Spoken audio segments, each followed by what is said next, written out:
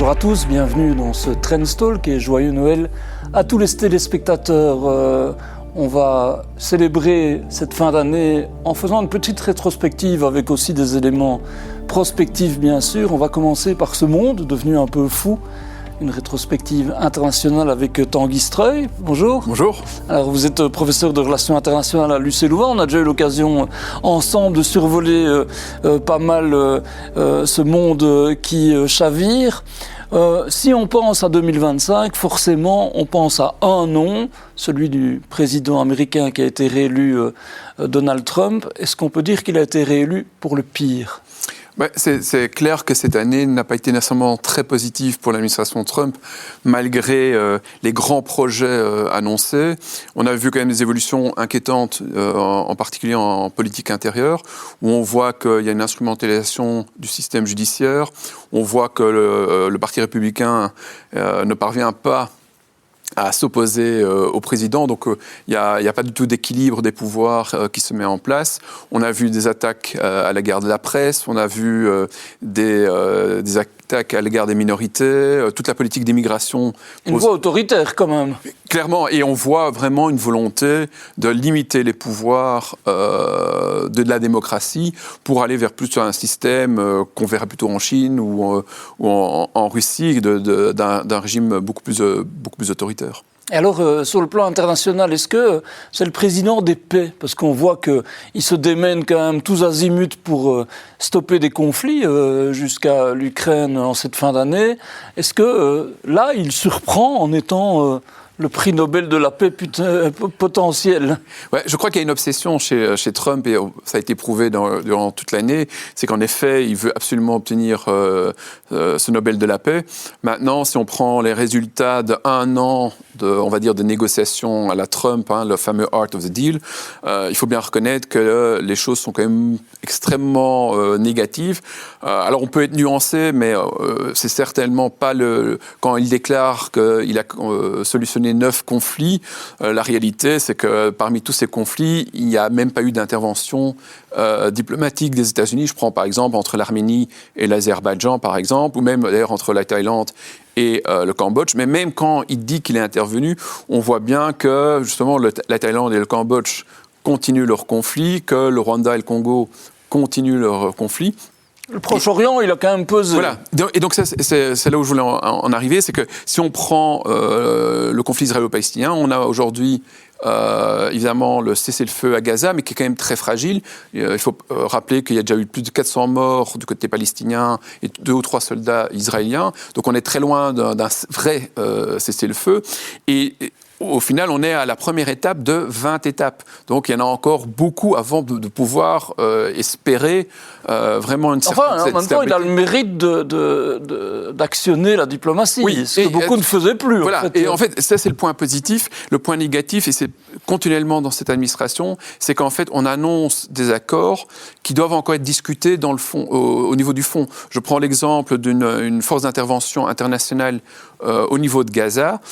Elle est annoncée il y a 2 mois, mais personne n'est prêt à y aller. Les Israéliens ne veulent pas des Turcs, les pays du Golfe ne sont pas prêts à y aller, etc. Et donc, en fait, on se retrouve dans une situation où on a un effet d'annonce, mais au moment où on dit, la prochaine étape, c'est une force d'intervention, pour l'instant, elle n'est pas là. Alors, je ne dis pas qu'elle ne viendra pas, mais on perd du temps parce que tout n'a pas été préparé comme il faut. Et ça, c'est typiquement à l'administration Trump et Trump lui-même, c'est qu'il a l'art d'annoncer des accords où, en fait, tous les détails n'ont pas été analysés, etc. Alors, il y a l'aspect économique qui est à la fois l'art du deal, c'est-à-dire qu'on comprend bien que l'économie, les rapports commerciaux, c'est une manière de gérer les relations internationales, et en même temps, on a été dans une année marquée par une guerre commerciale impitoyable aussi.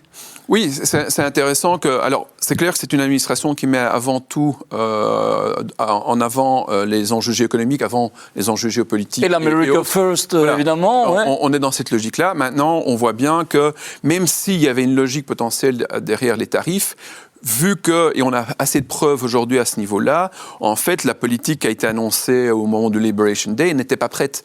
Mais comme Trump ne peut pas attendre, comme Trump est toujours dans l'excès, il a annoncé son fameux Liberation Day avec toutes les conséquences qu'on a vues au niveau de Wall Street. Son fameux tableau, Voilà, là où il y avait tous les, mais aujourd'hui, les tarifs. On a plein de témoignages qui font qu'en fait, il y avait encore des discussions au sein même de l'administration. D'où des rétropédalages avec certains, d'où les négociations avec l'Europe sur les fameux 15% auxquels on a abouti finalement. Et donc on est dans un chaos total, et avec comme conséquence quand même très importante pour les Américains, c'est qu'ils se sont lancés dans une guerre commerciale avec les Chinois, absolument pas préparés, et comme conséquence que ce sont les Chinois qui l'ont gagné en raison des terres rares, qui, il faut le reconnaître, a été un amateurisme assez impressionnant. Oui, parce que les terres rares étaient un argument de poids pour les Chinois en disant « nous, on dispose quelque part de l'arme de guerre absolue ». Voilà, c'est ça. Mais ça, n'importe quelle administration américaine, Biden le savait, Trump aurait dû le savoir, que si il s'attaquait à l'économie chinoise, ils allaient jouer la carte des terres rares. Le Japon l'avait déjà subi en 2010, donc c'était quelque chose de connu. Donc ils sont partis vraiment de manière totalement non préparée dans cette guerre commerciale avec les Chinois, et on voit bien qu'ils ont dû rétropédaler parce qu'ils voyaient bien que sans terres rares, pas de nouvelles technologies, pas d'intelligence artificielle, pas de missiles, etc. Ceci dit, c'est quand même une ère des empires. Aujourd'hui, on voit la Russie très agressive, les États-Unis désinhibés façon Trump, la Chine qui est un peu la puissance tranquille, mais qui tire bien son épingle du jeu. Ça écrase tout, non ? Oui, mais c'est en fait une évolution normale, je dirais, du système qu'on a vécu. C'est-à-dire qu'on a vécu pendant 20 ans un système unipolaire, une superpuissance américaine qui dominait tout. Et en fait, ce qu'on a cru, en tout cas au niveau européen, mais dans d'autres capitales, c'est que s'il y avait moins de puissance américaine, ça allait amener plus de stabilité. Sauf qu'un système multipolaire ne sous-entend pas plus de coopération, plus de collaboration, plus de gouvernance, plus de Nations Unies. C'est bien, au contraire, ça peut être un scénario bien pire qu'un système unipolaire. Et donc aujourd'hui, on se retrouve dans un système où en fait, on a plusieurs grandes puissances qui sont en compétition, qui développent leur propre écosystème au niveau économique, au niveau des enjeux sécuritaires, etc. Et on voit bien que les Américains, les Chinois, les Indiens, les Russes, même aujourd'hui le Japon, sont prêts à jouer cette logique-là. Les seuls qui n'ont pas encore compris que le monde avait vraiment changé, c'est les Européens. C'est les Européens. Alors oui, dans le discours, mais dans les faits, on voit bien qu'on n'a toujours pas d'une vraie politique à l'égard des enjeux des nouvelles technologies, des minerais. Alors oui, sur papier, on a beaucoup de choses, mais dans les faits... Il n'y a pas d'unité de décision, c'est ça le problème. Et clairement pas d'unité de décision. On le voit d'ailleurs même dans le dossier Euroclear, Union européenne, Ukraine, etc. Mais même sur tout ce qui est... matières premières, sur tout ce qui est le complexe militaro-industriel. On voit que les Allemands et les Français se chamaillent pour l'avion de chasse de 6e génération. Tout ça fait qu'on montre vraiment notre faiblesse sur la scène internationale. Et même diplomatiquement, on doit quand même se poser des questions. Comment ça se fait qu'on ait qu'un second acteur concernant la question ukrainienne, qu'on est quasi absent du conflit israélo-palestinien, sans même parler du Rwanda et du Congo, où là, la diplomatie européenne et même belge est totalement absente. Ceci dit, pourquoi tant de haine à l'égard de l'Europe ? Parce que Donald Trump, notamment le fameux document sur la stratégie nationale de défense, était quand même très très dur à notre rencontre. Dans des mots, on entend des mots qu'on n'avait jamais l'habitude d'entendre à notre rencontre. C'est dur quand même, non ? Tout à fait, mais c'est parce que cette administration est rentrée dans des logiques impériales, comme je disais, comme d'autres, et voit évidemment dans l'Union européenne une logique progressiste, mais aussi un danger par rapport à leur modèle qu'ils sont occupés à développer aux États-Unis, qui est quand même très conservateur, même ultra conservateur, parce qu'au final, ça n'a rien à voir avec le conservatisme qu'on rencontrait en Belgique. Et en fait, ils ont peur que le modèle européen puisse revenir aux États-Unis, et c'est une des raisons pour laquelle ils se permettent explicitement d'ailleurs dans la NSS, donc dans ce fameux document, mais même dans le discours, de dire qu'ils n'ont pas peur d'intervenir dans nos élections, parce qu'en fait, ce qu'ils veulent... Oui, ils soutiennent les partis souverainistes partout. Voilà, en exactement. Fait, hein, ouais. Et en fait, ce qu'ils veulent, c'est quand ils parlent d'Europe forte, en fait, ce qu'ils entendent, c'est une Europe forte, conservatrice, une fois de plus, Europe des nations, voilà, pour Europe reprendre, des nations, qui ne représente absolument pas l'Union européenne.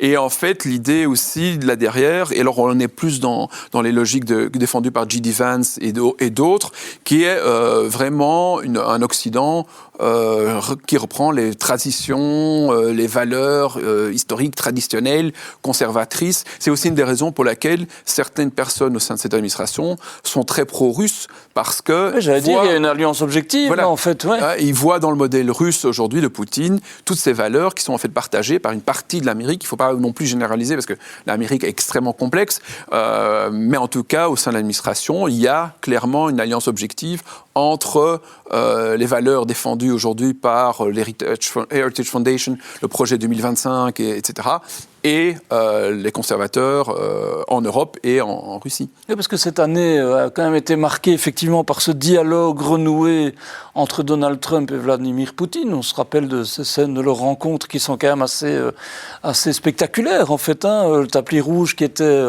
déroulé. Alors je sais qu'il y a des nuances, certains disent que ça n'a pas été jusqu'au bout de la logique, notamment au niveau des relations commerciales qui seraient relancées, mais on est quand même dans un virage remarquable. Tout à fait. Alors, il faut vraiment séparer deux choses. D'un point de vue géopolitique, vu que l'enjeu, c'est la Chine, il est tout à fait normal qu'on veuille se rapprocher de la Russie. Certainement, si on est d'un point de vue américain. Pourquoi ? Parce qu'on veut séparer vraiment les Russes des Chinois.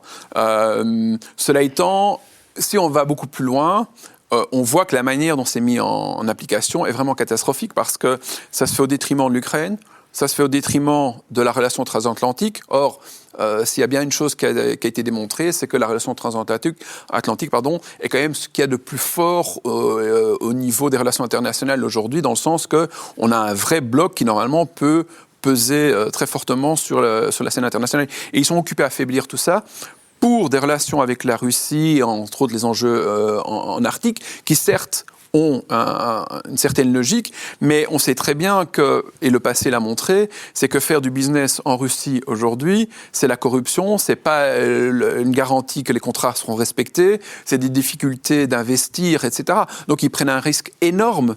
En même temps, c'est des clans mafieux qui se parlent les uns aux autres, voilà. Ou je caricature peut-être un peu, mais à peine. Mais il y a énormément de corruption, parce qu'on sait qu'entre autres, le Wall Street Journal a écrit toute une enquête sur les accords qui étaient déjà occupés à être négociés entre Américains et Russes, et on voit là-dedans qu'il y a toute une série de gens au sein de l'administration, et en particulier les fils d'eux, parce que vous avez tous les ministres... Jared Kushner, notamment, qui est le beau-fils... Il y a les fils au niveau Witkov, Lutnick, etc., qui sont aussi dans le business, et qui sont prêts à négocier avec la Russie pour des enjeux... Construire des Trump Towers, enfin, et bien plus que ça. Il y a des oléoducs, il y a les gazoducs. Ouais. Mais une fois de plus, d'un point de vue géopolitique, ou même géoéconomique, il y a des logiques.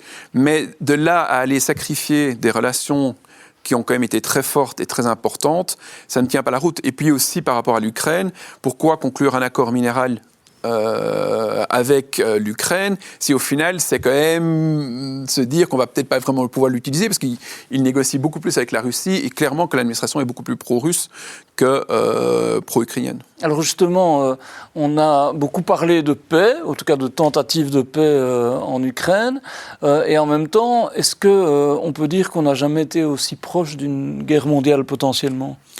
Je ne crois pas qu'on est plus proche d'une guerre mondiale qu'il y a 2-3 ans, parce que le système international est extrêmement instable. Ce qui est certain, c'est qu'on a de plus en plus de menaces autour de l'Union européenne, et pas uniquement la Russie, parce qu'il faut aussi voir ce qui se passe au Moyen-Orient, ce qui se passe en Afrique, mais aussi par rapport à tout ce qui est maritime, la protection de nos ports, les câbles sous-marins, on a vu aussi le survol des drones. Ouais. Et donc oui, c'est certainement... On expose nos fragilités, ça c'est clair. C'est une évidence que nos ennemis parviennent à montrer quand même là où sont nos points faibles, ce qui au final pas nécessairement négatif, parce que ça veut dire au moins qu'on peut aller... qu'on peut réagir et réagir au niveau de cette situation. Mais ça sous-entend évidemment des investissements, des politiques, des stratégies, et souvent c'est ce qui manque encore au niveau de l'Union européenne. Alors, la question se pose quand même, alors j'entends qu'il n'y a pas que la menace russe, mais la question que tout le monde se demande, c'est jusqu'où peut aller Vladimir Poutine. Est-ce qu'il a vraiment des intentions? Certains disent, si on l'écoute, c'est écrit. Il va s'en prendre, qui sait, aux pays baltes ou à l'un ou l'autre pays de l'OTAN, en tout cas. Ce qui est intéressant, c'est que le discours est à nouveau changé. C'est-à-dire qu'il sont occupés à reprendre le discours de 2021, à savoir ramener l'OTAN aux frontières avant l'élargissement. Donc, on voit bien qu'il commence à essayer de changer le sujet, qui ne concerne plus vraiment l'Ukraine, mais qui concerne à nouveau toute la sécurité européenne, l'OTAN, etc. Ça pourrait être militaire? Oui, ça pourrait, et clairement... Alors, il y a plusieurs éléments. C'est que, d'une part, les États baltes restent évidemment extrêmement vulnérables. Il y a aussi des pays non européens ou non OTAN, qui sont la Moldavie ou la Géorgie, qui restent évidemment des cibles intéressantes pour la Russie. Maintenant, il faut bien aussi réaliser qu'à court terme, ça serait très difficile pour les Russes d'envahir les pays baltes ou même la Pologne, etc., pour la bonne raison que les capacités terrestres sont quand même fortement limitées actuellement. Mais on ne peut pas s'arrêter là. On doit voir sur le long terme, c'est-à-dire sur 5 ou 10 ans. Et là, la donne change complètement. Et puis, il y a un autre élément qu'à mon sens, on néglige beaucoup trop au niveau du monde politique belge ou européen. C'est qu'en final, les Russes sont déjà en guerre avec nous, mais... Hybride. Voilà, exactement, à travers la guerre hybride, c'est-à-dire, on l'a vu avec les drones, on le voit avec les cyberattaques, la guerre d'information, l'attaque des câbles sous-marins... La déstabilisation. Déstabilisation de manière générale, la provocation avec les avions de chasse, etc. Et donc ça, c'est déjà une forme de guerre. Et le problème, c'est qu'on a trop tendance... à voir ou à croire qu'une guerre, c'est encore toujours uniquement des chars, des avions de chasse, etc. Puisque moi, j'entends souvent, venant d'ailleurs d'hommes et femmes politiques, dire « Oui, mais de toute façon, il n'y aura jamais un char russe qui va arriver à Bruxelles. » Mais au final, c'est plus du tout la question. Ça, c'est la guerre d'il y a 30 ou 40 ans. C'est quand même un peu la question. Ça, oui, c'est la question, mais dans le sens que aujourd'hui, avant qu'un char russe arrive en effet à Bruxelles, il y a encore 2000 km. Et donc, on a encore beaucoup de pays européens qui peuvent les arrêter. Mais par contre, on est très vulnérable par rapport à des missiles, on est très vulnérable par rapport à tout ce que j'ai, câbles sous-marins, par rapport à des drones sous-marins, mais autres. Et là, on doit vraiment investir. En même temps, dans cette année, il y a eu une contre-réaction aussi. Alors, on pourra parler de celle de l'Union européenne, mais ce qui est sûr, c'est qu'il y a 2 pays quand même importants, la Finlande et la Suède, qui ont rejoint l'OTAN. Donc, quelque part, la Russie a provoqué ce qu'elle rejette. Oui, clairement, là, la Russie a perdu clairement de l'influence en raison de la guerre en Ukraine, en tout cas sur le continent européen, puisqu'au final, elle a renforcé l'OTAN à travers, en effet, la Suède et la Finlande. Maintenant, il faut aussi voir que si économiquement, la situation clairement est occupée à se dégrader, on est très loin de ce que Bruno Le Maire disait il y a 3 ans, que l'économie russe allait s'effondrer en 6 mois, donc on n'en est absolument pas là. Et puis, il ne faut pas oublier qu'il n'y a qu'une quarantaine de pays qui sanctionnent en fait la Russie. Donc ça veut dire qu'il y a plus de 150 pays avec qui la Russie peut continuer à négocier, et c'est ce qu'ils font avec, entre autres, la Chine, l'Inde, mais aussi beaucoup de pays africains où ils investissent dans tout ce qui est matières premières, dans l'uranium, entre autres, et également dans l'investissement au niveau des centrales nucléaires et d'autres choses. Donc le fait est que la Russie est loin d'être isolée sur la scène internationale. C'est un peu un biais qu'on a, parce qu'au niveau européen, on sanctionne, il y a des pays comme l'Australie, le Japon, etc., mais si vous prenez la totalité des pays, on est quand même très très loin d'un pays qui est complètement isolé de oui, et nos valeurs sont en perte de vitesse, quelque part au niveau mondial, je veux dire. Oui, mais je crois je vais être un peu sévère, mais je crois qu'il n'y a que l'Europe qui croit encore que nos valeurs sont un exemple. Aujourd'hui, parler de droits de l'homme, de démocratie ou même de droits LGBT, etc., c'est quelque chose qui ne va pas nécessairement toucher les régimes. Alors oui, il y a des sociétés civiles, parce qu'on nous dira, oui, mais la société civile, certes, mais ce n'est pas la société civile aujourd'hui qui prend dans tous ces pays les décisions.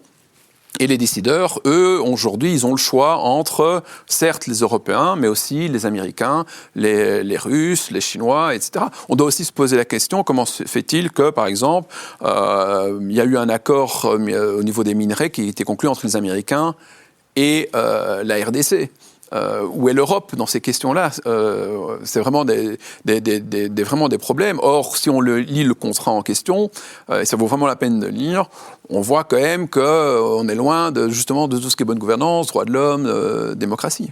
Il y a 3 pays qui sont en pointe au niveau européen dans toutes ces questions-là d'une certaine manière, enfin, de l'Union et hors Union. D'ailleurs, c'est la France, l'Allemagne et le Royaume-Uni.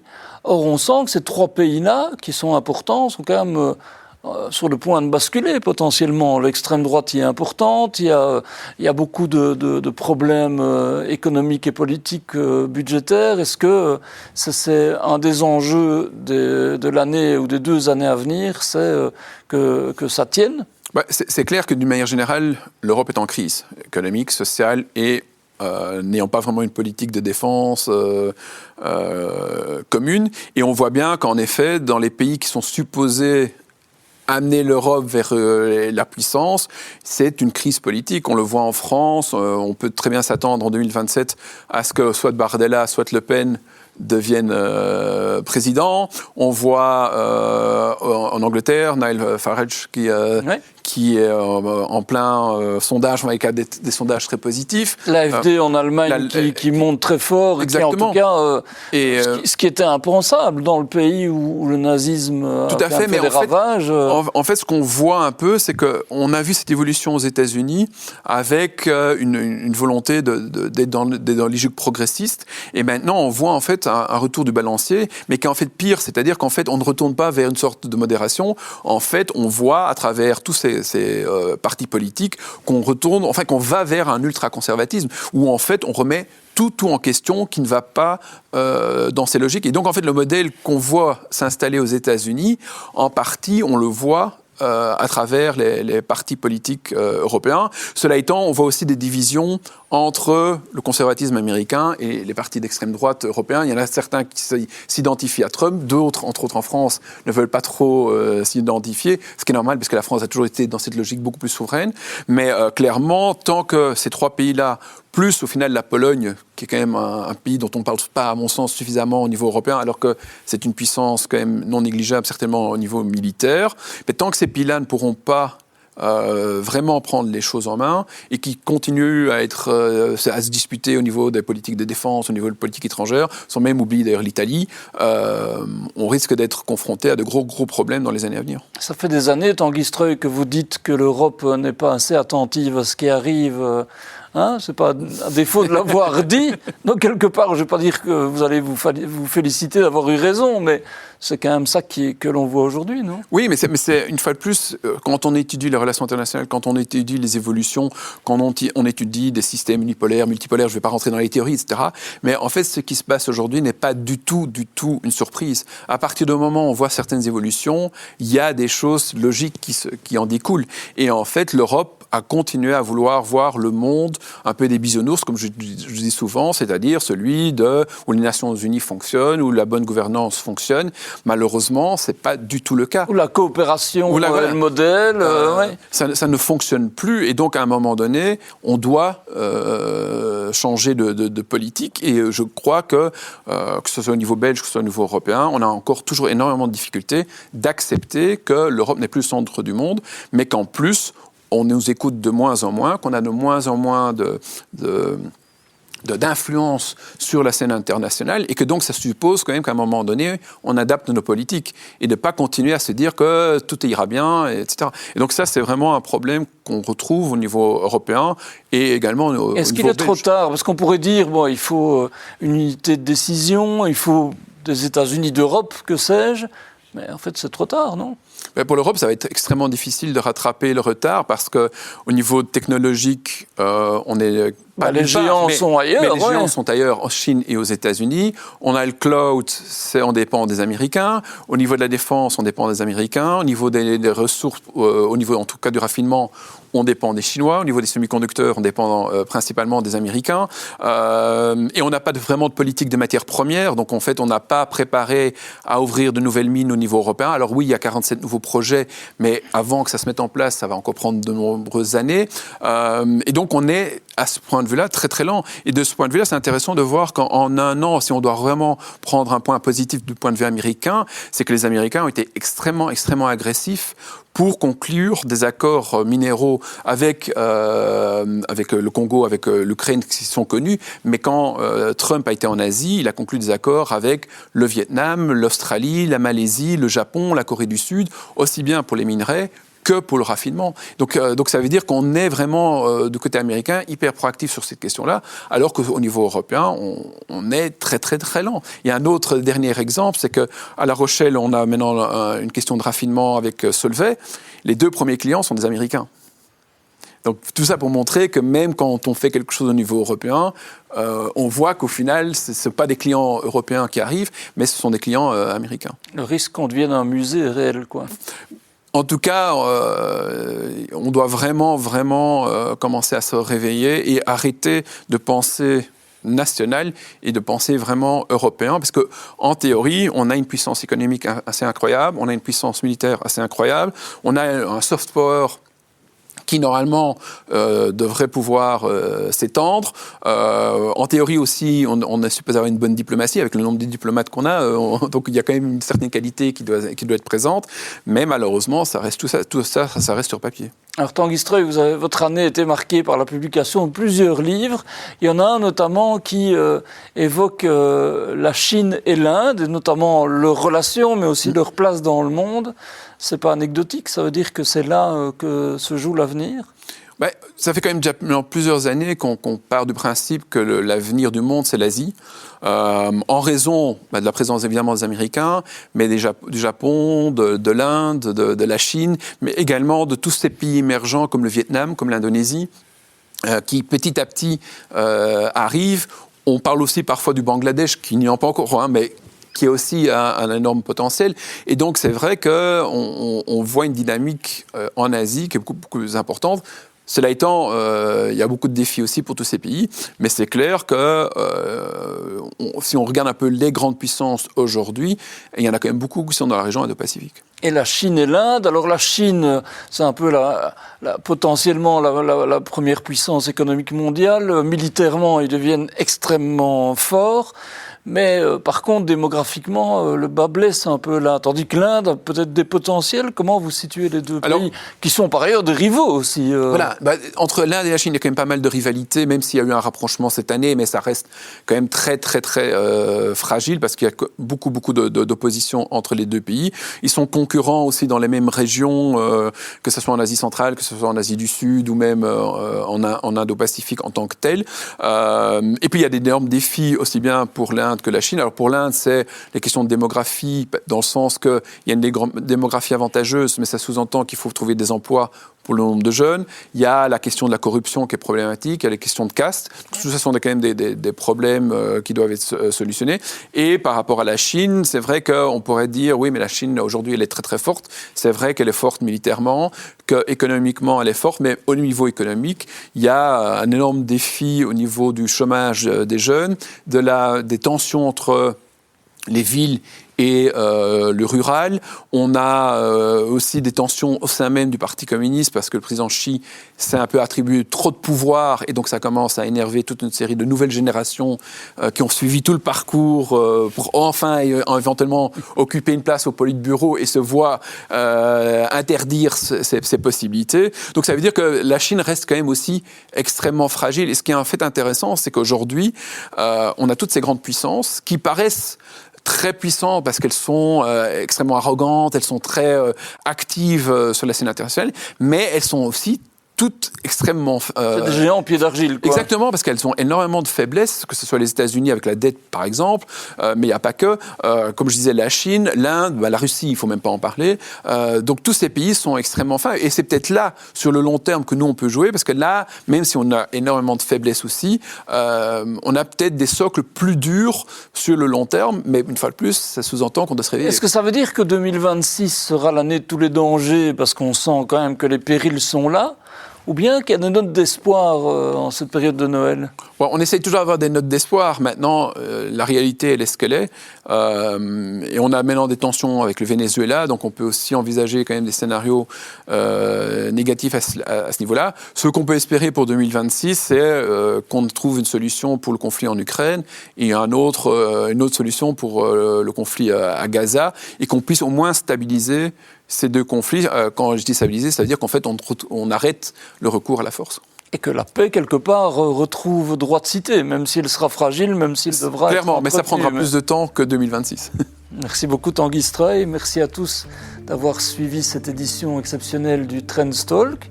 Joyeux Noël encore et espérons effectivement que 2026 se présentera sous de meilleurs auspices que 2025. À bientôt.